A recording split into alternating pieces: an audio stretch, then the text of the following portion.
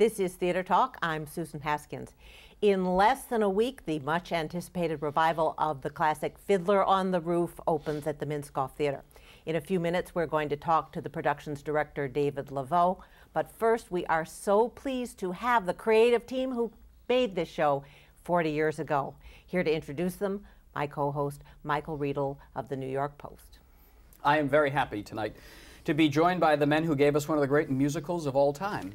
Jerry Bock, who wrote the score to Fiddler on the Roof. Michael. Sheldon Harnick, the lyrics. And Joe Stein, the book. Gentlemen, welcome to Theater Talk. Thank you. All right, there have been revivals of Fiddler on the Roof for quite some time. They've always been the Jerome Robbins production, really. This is a new production by David Leveaux. Did it take much convincing to get you guys to allow this show to be rethought by another director? We were eager to have it done by another director and to have it rethought so that we'd have a more exciting, more contemporary approach to the material. And I think I could talk for the three of us. We're thrilled with what David has done with the material, with the show. There were a lot of people who said, you know, if it ain't broke, don't fix it. That Robbins choreography, that Robbins staging is perfect. Why muddle around with it? Why did you think it was time to look at Fiddler in a different way, Sheldon?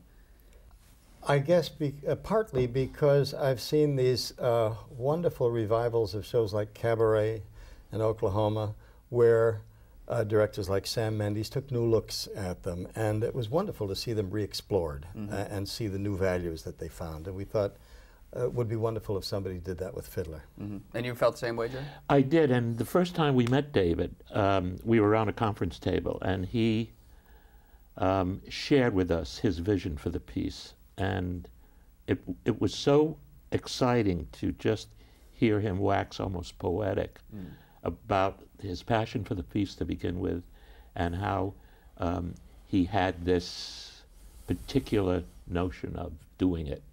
And it excited all of us after that.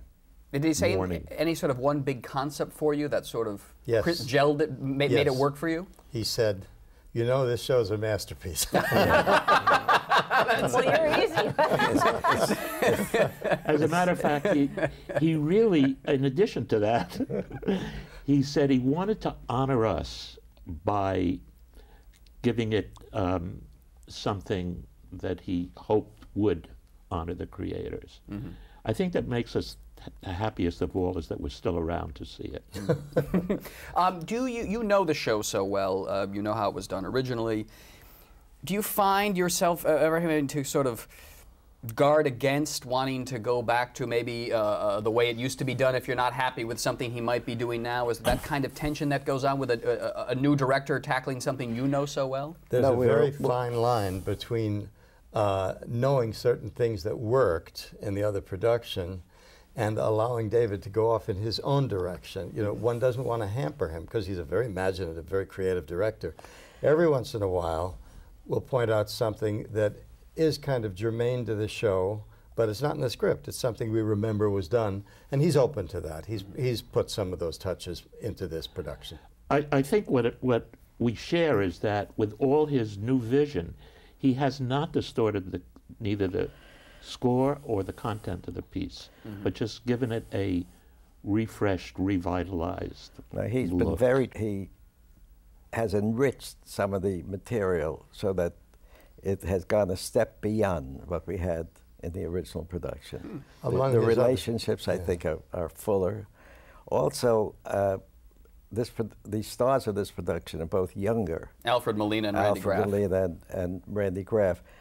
And as a result, there's a different kind of relationship than we've had in the past.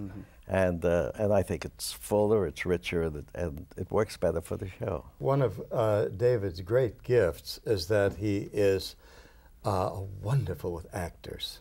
The performances he's gotten out of them are just remarkable, and I don't think the second act has ever been as moving as it is in this production. Is it fair to say that over the years, as someone like Zero Mostel became so identified with Fiddler, that it almost sort of took on the aura of a kind of star vehicle, and that you always thought of someone like a Topol or a Fiddler standing center stage and pushing everybody aside, and this is what we do, how we do Fiddler?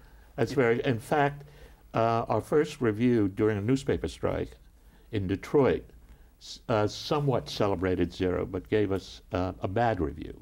So that signaled that Zero was going to be the centerpiece of the show. That's not true today.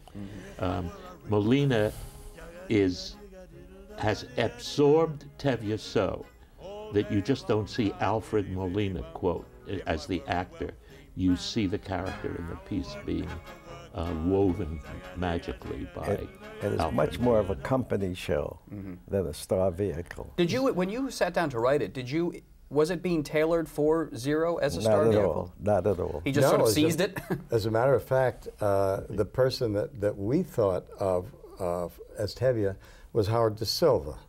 He had done the off-Broadway piece, The World of Shalom Aleichem. We'd seen him in that.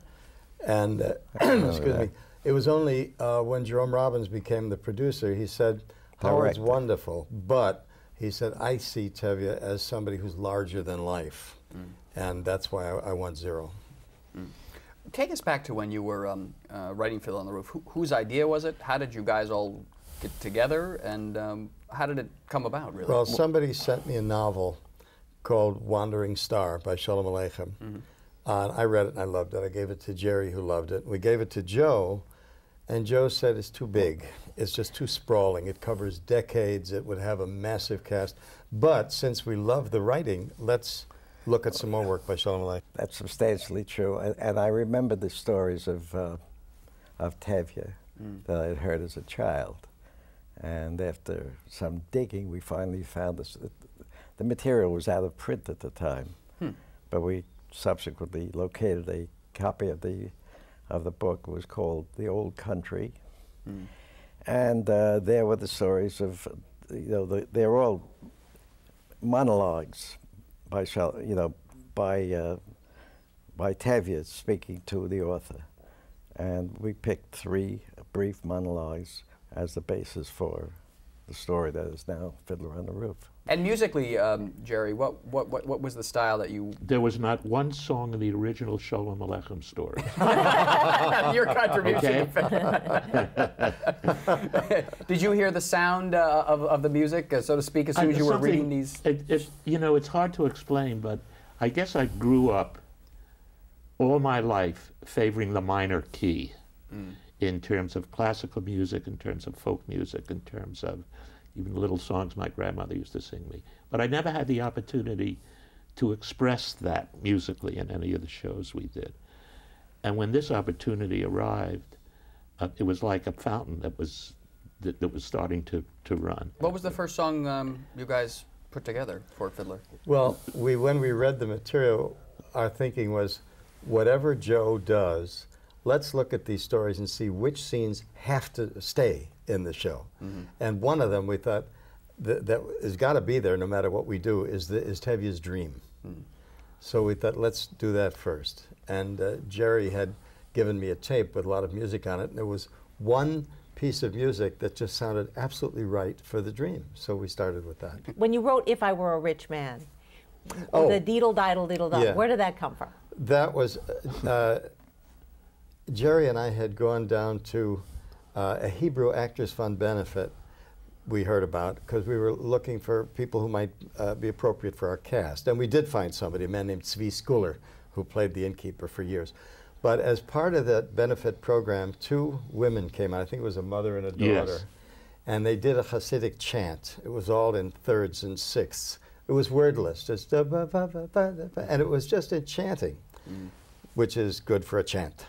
And the next morning, Jerry called me. He said, I was up all night. He said, I wrote something.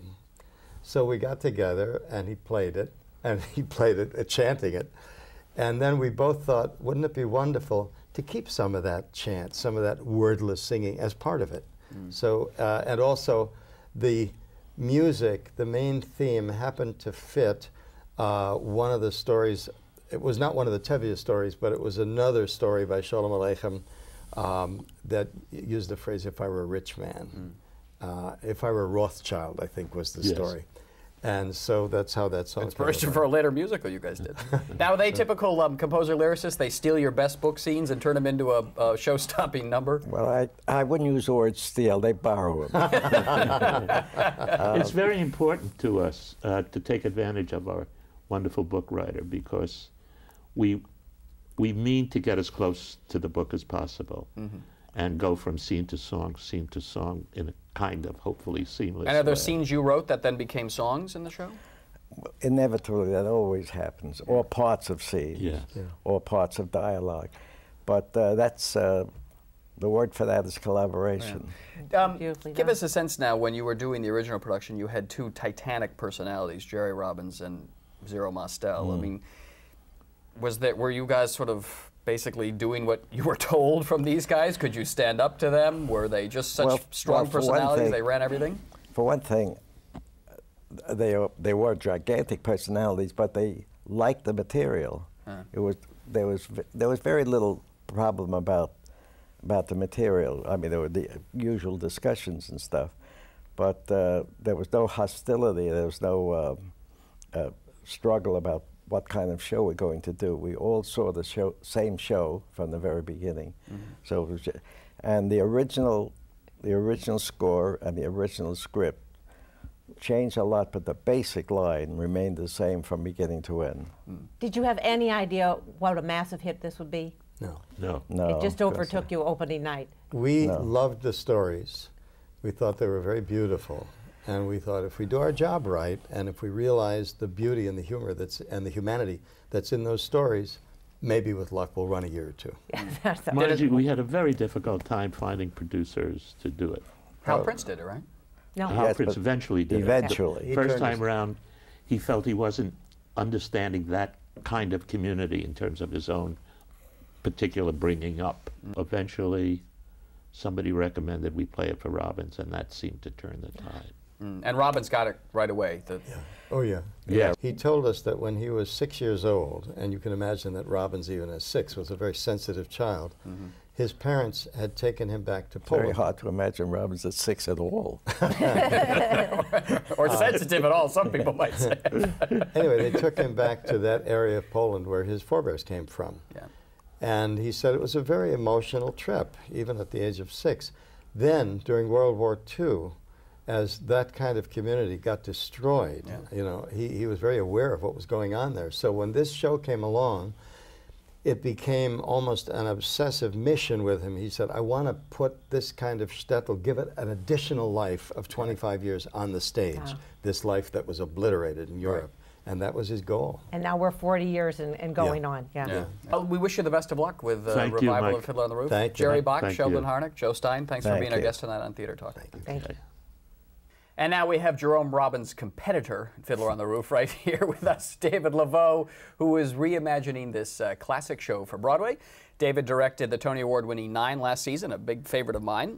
He's got a revival of Jumpers coming to Broadway in the spring, in April. And he directed, I believe it won the Tony too, The Real Thing a couple of seasons back. Yes, it did. Yeah. Welcome to Theater Talk. Glad to be here. All right. This show has always been identified by Jerome Robbins. I mean, clearly he hangs over the show in a big way.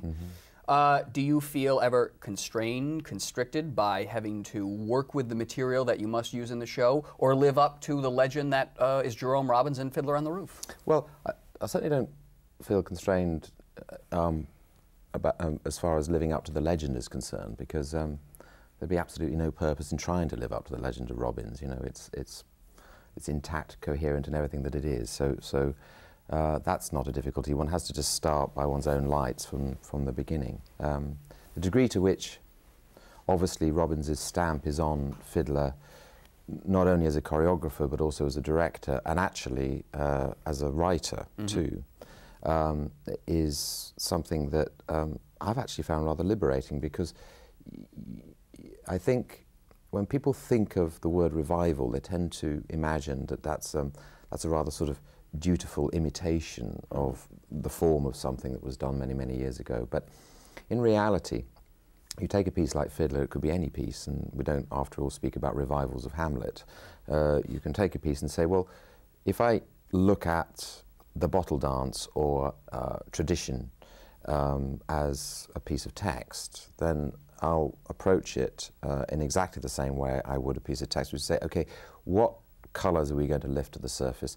What is the purpose of this number? How are we going to emphasize it? All of those questions, as soon as you ask them, immediately help you to begin to escape from the past, but not actually from the text. Those are two quite different things. Mm-hmm. Now, you told me when we spoke not too long ago that when they approached you to do this, you went right to the book of the musical, right? And that's what sort of excited you about it. Just the writing of the show is what. Yes, because you know there's the show and there's the piece itself, and you know, often the original show is identified in the same breath as the piece, and that's not necessarily the case, and it's not the case with Fiddler.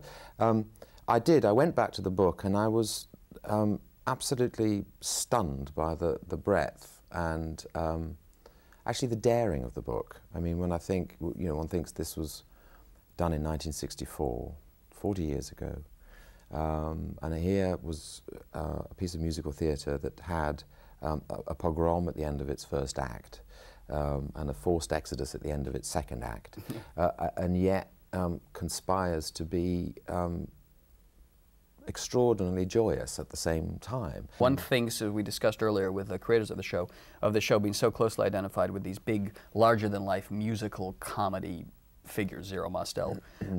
But Alfred Molina, or Fred as we call him, those of us who are his pals, he's not like that. He's a more subtle actor. One thinks of him more in plays, not in terms of a sort of larger-than-life musical comedy performer. And not a clown. And not a clown, yeah. No, well, I mean, it's interesting because I'd say, you know, of course, Zero Mostel was a great clown, and that both is something with which we associate very much Tevye in the history of Tevye and Fiddler on the Roof, and is also part of what this piece is about. Fred is a brilliant comedian, actually, which is, of course, different from being a clown. So there are different emphases and different preoccupations in both actors, but here's the point, you know, if a piece is written in depth and breadth, it absolutely not only can release very different kinds of actor in its central role, it actually needs to, because a piece as spacious as Fiddler, and a piece as much loved as Fiddler is, actually deserves to be seen through a different lens. And of course your lens with Fiddler, ultimately, whatever is going on directorially, whatever is going on spatially, ultimately the way you see Fiddler is through Tevye. Can you kind of boil down to us your basic concept for this Fiddler on the Roof, why it's different from the Robbins production, from the Mostel production, from the movie? Yeah, I didn't actually set out to, as it were, make it different, in the sense that, you know, trying to be different is not really a very good basis for going to work. Right. You hope that differences will emerge, you know, and originality will take care of itself, provided that you cast it right, and you know, and ultimately your reading of the piece turns out to be that way. But so in other words, I didn't set out to make a production that was a reaction against, you know, the original Robbins production, nor really to, you know, encourage in Fred or to think of the casting of Tevye as something that was a reaction against Zero Mostel. But here's the thing that really struck me when I looked at the book again, was just the power of the way that father-daughter relationship is written in the piece, and I know to a very large degree Fiddler has also been known as a kind of fantastic turn for the Tevye, and there's an element of that as in terms of just musical theatre vitality that's very important. Right. You know, nobody would want to, you know, suppress that vitality into some sort of ersatz, you know, contemporary naturalism, as if somehow that was more meaningful or more profound. Or turn Fiddler into the Three Sisters and make it like a Chekhov play. Well, exactly, because it's not. But at the same time, there are aspects of that story that I really hadn't been aware of until I read it again, and I think that may have been partially either made unnecessary or slightly eclipsed by the fact that the piece had become known as fundamentally the turn of, you know, this Darium Tevye. Because it is a balance, because the truth is that this is a real book musical. What I mean by that is that Joe Stein has, and I think is an absolute masterclass in musical book writing, because the scenes are highly compressed, as they must be in musical theatre, because you can't stop off for a lengthy wordy scene in the middle of a musical, because essentially musicals proceed by the momentum of song. That's their excitement. So here's the balance, which is the other part of, I think, what I set out to think, because we did think about Chagall, and we thought about folk cultures as well, and there's an aspect of Fiddler that's just on the edge, a certain sort of, well, Tevye uses the word craziness. There's a craziness, there's an edge of sort of superlative, fantastical madness about the way these people see and live their lives, that spills over kind of magnificently into this dream that Tevye constructs, you know, purely for the purpose of trying to persuade Golda that it would be a good idea if their eldest daughter married a tailor with no money. But I looked at a moment like that and I think, you know, the sheer exuberance and exhilaration of that moment of imagination and fantasy, which actually goes to the core of that culture, is something you also have to have on that stage. So it is not, no, it isn't the Three Sisters in the sort of rather solemn sense that we wrongly think anyway of Chekhov's Three Sisters being.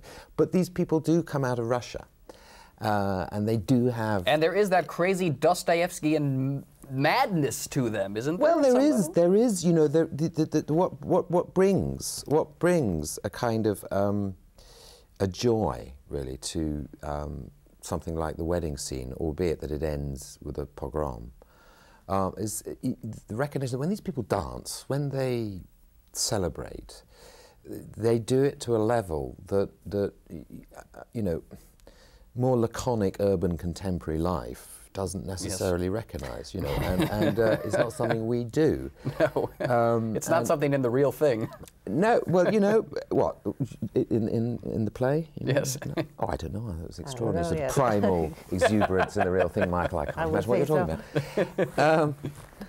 But, you know, the fact is you go to the theatre, you especially go to the musical theatre, actually to encounter something that actually isn't just larger than life, but makes you feel like your life is larger than life. And Fiddler is that in every shape and form. So, no, I'm not holding up a sort of a theory about, you know, I'm not trying to create an earnest naturalistic production of Fiddler on the Roof. You know, nothing could be kind of more dull.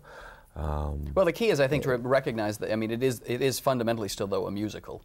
And it's got to have that muscularity and that vitality. I think we've seen a few musical revivals in the last few years that have almost, the serious side of the musical has almost been overthought at the expense of the musical joy and vitality. And it's fundamental to the art form of musical itself. That's a very good point. I mean, the critic Matt Wolfe, I know, because I've talked to him about this, has one of those interesting theories that because of the, you know, the Brits are all brought up on text, so we go all very sort of solemn on musicals, and we analyse the text, and then we've had a few examples of that in the couple seasons. So you say, Michael. But you know, and then against that is the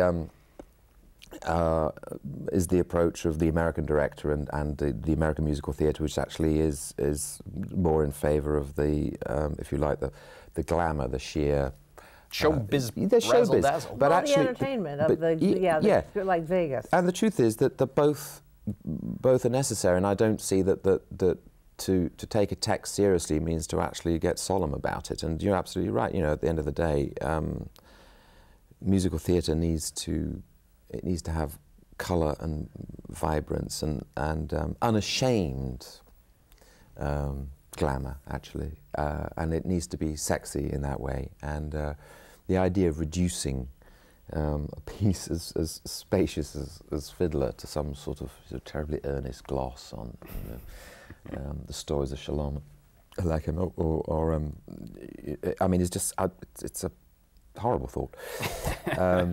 Didn't go into the theatre for that anyway. Went into the theatre to win Tonys. Went into the theatre for celebration.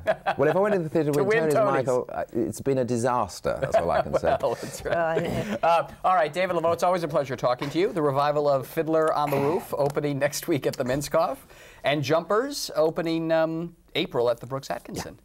You'll be a contender for 2 Tonys. Direction of a play and direction of a musical. Yes, well, right now I'm just directing, not contending, so that's enough for me. I'll take care of that aspect of things. Okay. Good luck, David. Thanks, Michael. If I were a rich man, all day long I'd biddy biddy bum.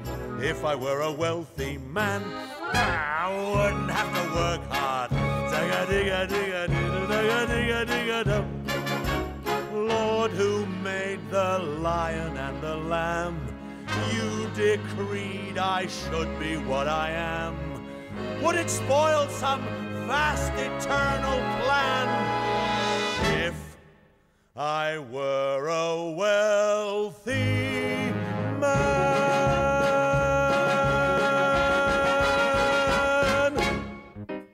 Theater Talk is made possible in part by the Friedrich Loewe Foundation, the Eleanor Naylor Dana Charitable Trust, the Alan S. Gordon Foundation, the Corey and Bob Donnelly Charitable Fund, Carrie J. Fries, the New York State Council on the Arts, a state agency, and the Friends of Theater Talk.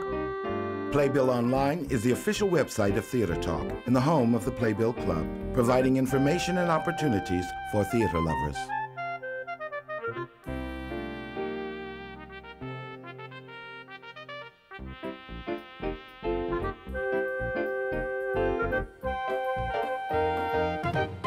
We welcome your questions or comments for Theater Talk. Thank you and good night.